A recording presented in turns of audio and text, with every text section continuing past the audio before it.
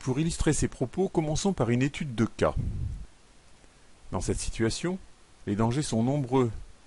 La route pour commencer, mais aussi un risque électrique pour les témoins, le secouriste et éventuellement les personnes présentes dans le véhicule. Un nombre important d'actions de prévention et de protection sont nécessaires avant même d'espérer s'intéresser et s'occuper des victimes qui, dans ce cas, sont certainement inaccessibles pour l'instant.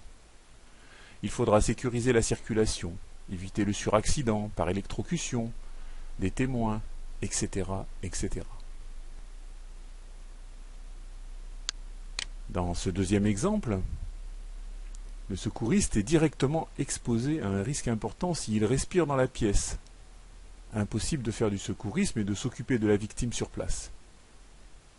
Impossible de soustraire cette victime au risque sans la déplacer. Nous appelons cela un dégagement d'urgence. Il faut passer ce danger réel immédiat, non contrôlable, en utilisant le cheminement le plus sûr pour dégager la victime.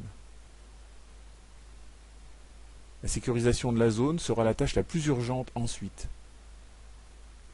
Quand toutes ces tâches auront été effectuées, il sera enfin possible de s'intéresser à la victime en tant que secouriste.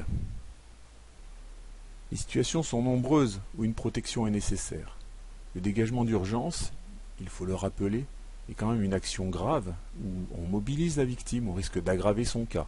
Il ne faudra le mettre en œuvre que si c'est nécessaire.